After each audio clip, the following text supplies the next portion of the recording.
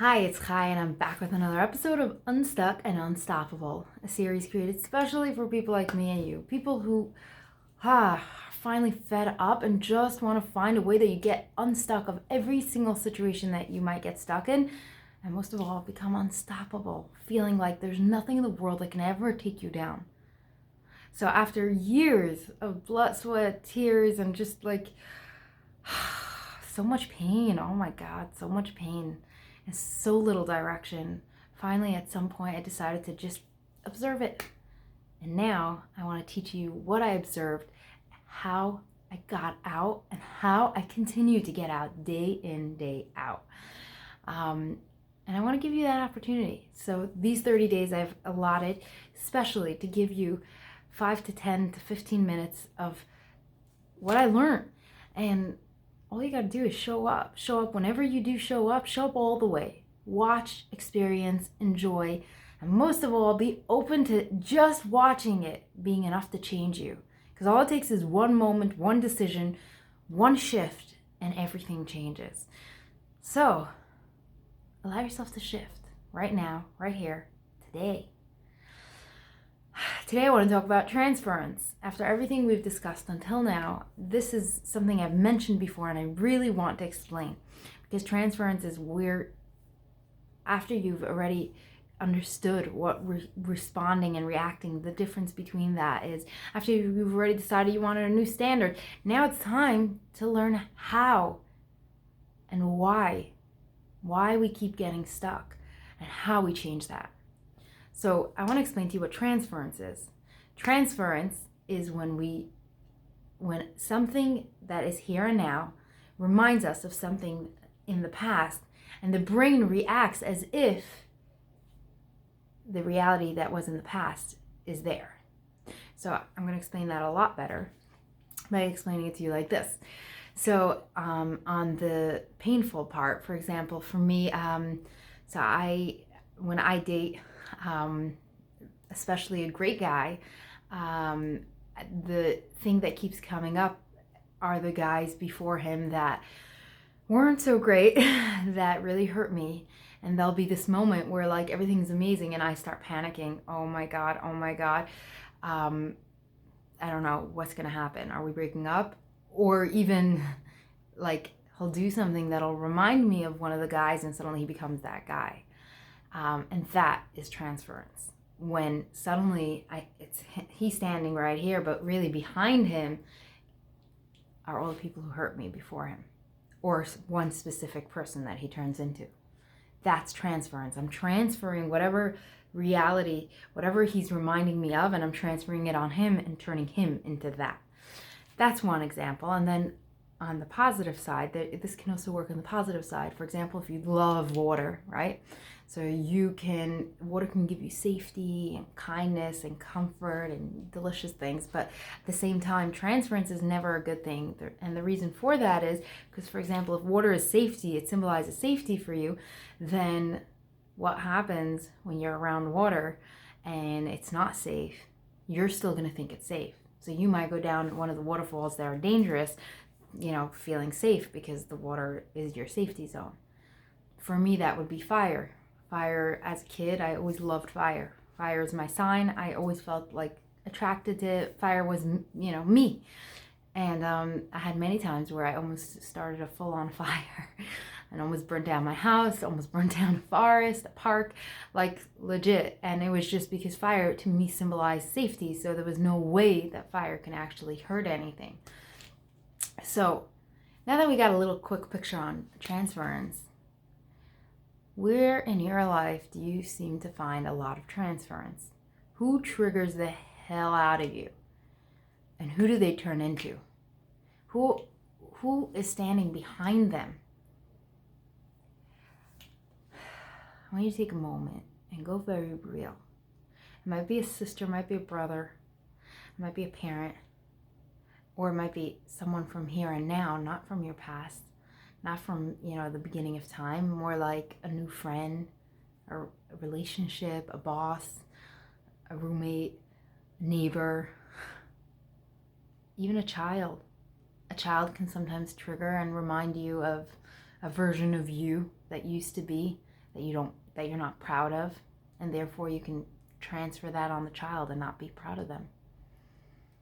So once you've for real gone there, really checked in, I want you to put your hand on your heart, and I want you to ask yourself, what is coming up?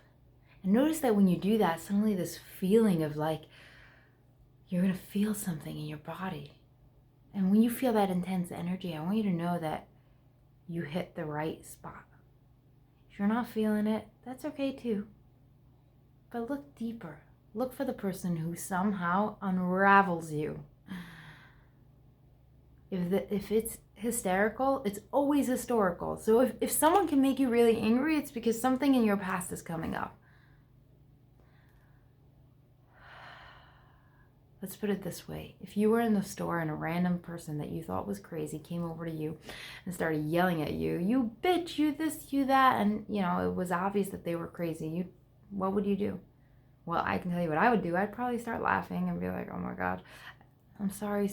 Like, are you here with someone? I would try to help, and if I see she's really angry and dangerous, I would like, oh, I'm so sorry, and just walk away, right? And kind of like laugh, and that would be the story I'd tell. Like, you don't even know what happened. It was the weirdest thing. And then I'd forget about it. But you see, if I was the girl who went to the store with a mom that was just crazy, I wasn't. But if I was, and my mom would scream at me in the middle of the store, when that lady would scream at me, one of two things could have happened. Many things could have happened, but one of two things are definitely a big option of what might have happened. I might have stood up and started screaming back at her because, no, I'm not going to be that girl anymore. When I was little, you were able to scream at me, but now you can't. And all of this is happening subconsciously. Or I would become that little girl all over again. So anything within that spectrum really could have happened. Now, notice, though, that if I don't have that story in my past, how I can literally walk past it and laugh. What if I tell you today that understanding your past when it shows up in your present means that in the future, when it'll show up, you can practice now so that in the future when it shows up, it's just like, oh, it's coming up again. I'm sorry, sweetheart. I know you're getting scared, but that's actually not mom. And I'm here, and no one can yell at you anymore and really take me away from you. I'm here. So let's practice that right now. Now, since I don't know exactly what is going on by you, I'm only going to model what I need to hear. I want you to take the opportunity and say whatever you need to hear. Use this, okay? So for me, there's someone specifically that keeps bringing up versions of my past that I'm not proud of. And every time I see it, I get very upset. I feel shame. I feel ashamed that I can't accept that part of my past. I feel shame that part is part of my past. Anger, almost hatred. There is a part of me that wants to feel pride, because I believe that same thing I'm hating is the exact reason I'm here. So, right now and here, I want to, that side of Chaya, I want to give you the opportunity to know that I'm going to find a way through, and I'm going to find a way to be proud of you. And every time that is awakened, when that person awakens that side in me, I'm going to be happy, because it means it's another opportunity to get closer to you and to find a new way to accept you. So that's one sample. Another thing we can do is something like this. So, hey Chaya, I know that sometimes we remember scary, scary times. And I know that guy can remind us of the scary guys that were before. I know that's scary, but he's not them. And I can show you a million ways he isn't. And I'm gonna I'm going to be there. I'm never going to put you in his lap alone. I'm going to hold you. From now on, that's how I do it different. And you'll see. If you stay open with me, I will show you he's different. So those are 2 options. There are many others. But after seeing that, I hope that you have enough room to start looking at your transference and giving yourself options of how to talk to it.